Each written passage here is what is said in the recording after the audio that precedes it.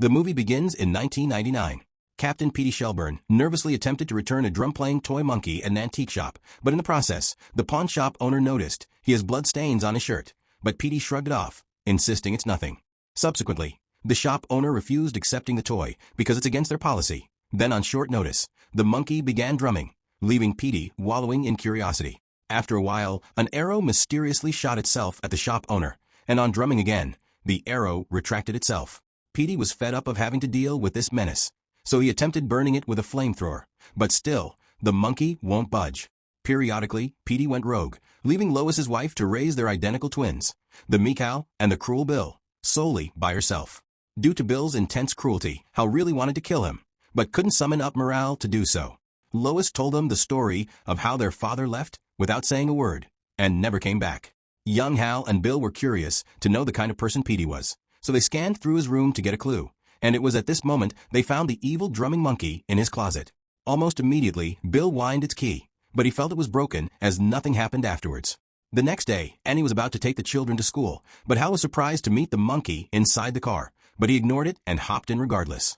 At night, Annie took them to a restaurant, leaving the monkey in its lonesome in the car, and it was then it started drumming all of a sudden.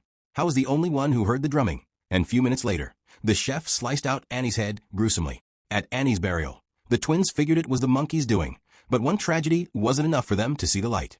A rookie priest who didn't know what he was doing gave a useless speech at the sermon, trying to be funny in a solemn gathering. Lois consoled her children afterwards, convincing them it's just an accident and everybody dies, but deep down, they knew what exactly led to Annie's death.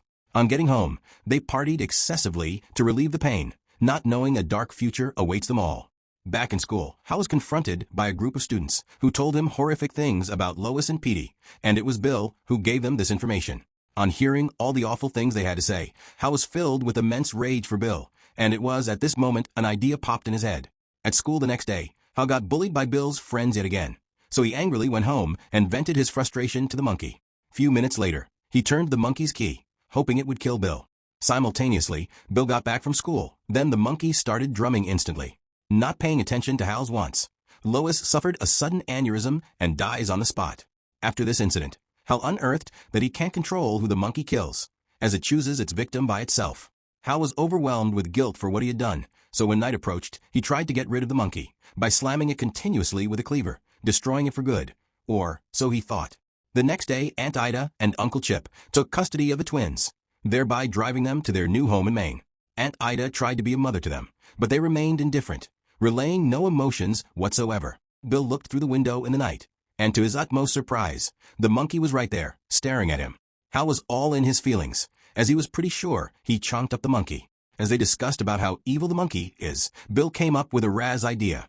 Bill suggested they turn the monkey on purpose to see if anyone dies, and although Hal was initially against the idea, he eventually agreed to avoid Bill from finding out that Lois' death was his fault. Their ignorance resulted in the death of Uncle Chip, who was killed during a horse stampede on a hunting trip while he was asleep.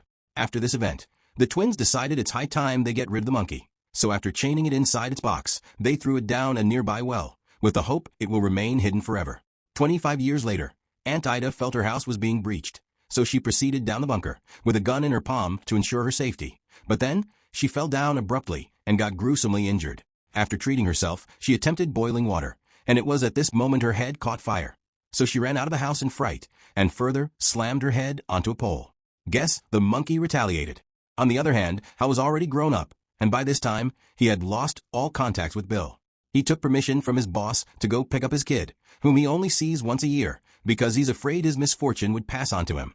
He was imminently granted permission, so he headed over to Ted Hammerman's house, his ex-wife new husband, to pick up his son as it was his birthday. During their conversation on getting there, Ted told Hal of his plan to legally adopt Petey, his son, fully, thereby effectively cutting him out of his life for good.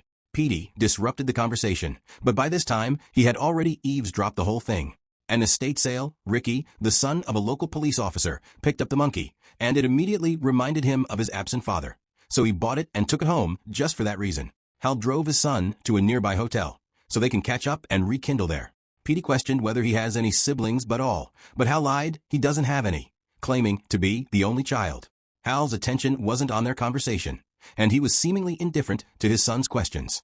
After they slept, Hal had a nightmare about the monkey. in which he saw himself drowning in the well, and subsequently being chopped by the monkey. On waking up, he got a call from an unknown caller, and when he picked it up, he figured it was Cruel Bill on the line. Out of the blue, Bill told him about Aunt Ida's gruesome death, insisting he needs to drive over to her estate for settlement, as the next of kin, and also locate the whereabouts of the monkey also. After the call, an air conditioner dropped onto the pool, filling it with electric. Then, a random lady jumped inside and got rigorously electrocuted. This event confirmed to Hal that someone is in possession of the monkey and had ignorantly activated it.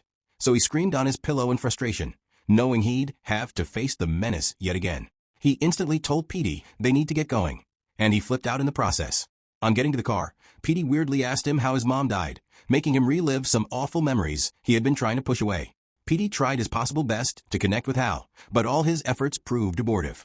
Nevertheless, Hal drove Petey to Aunt Ida's house, but insisted he stays in the car and wait for him there.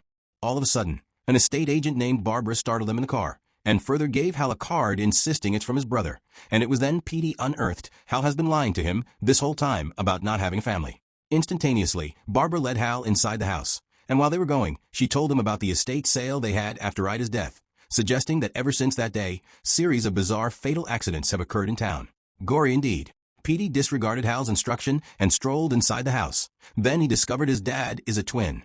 Hal wasn't having Barbara's shenanigans, so he went straight to the point, asking her if she'd seen the drumming toy monkey, but she didn't seem to have any idea of the toy. On spur of moment, Hal and Petey started hearing the intense drums, and on short notice, a shotgun fell from the closet and blew Barbara to pieces. Such a dark turnout. The police crowded the house instantly, and after interrogating Hal for quite a while, they insisted he sticks around town till the murder is resolved.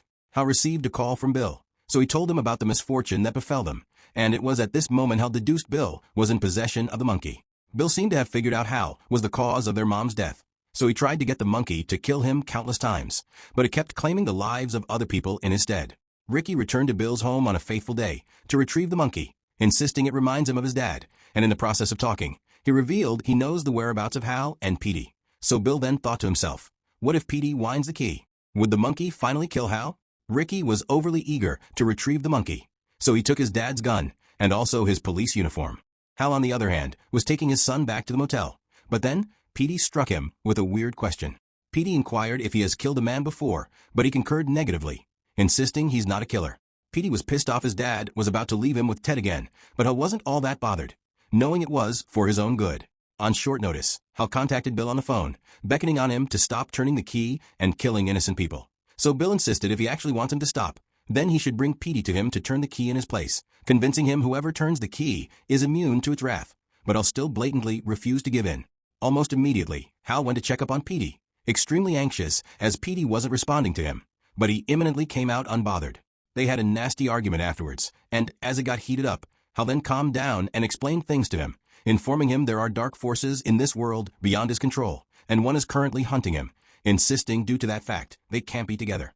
Disguised as a police officer, Ricky infiltrated the motel room, placing both Hal and his son at gunpoint. Ricky afterwards collected Hal's car keys, suggesting he's going to take them for a little ride. Ricky kidnapped Hal and his son, in bid to use them as a leverage to get the monkey toy back from Bill.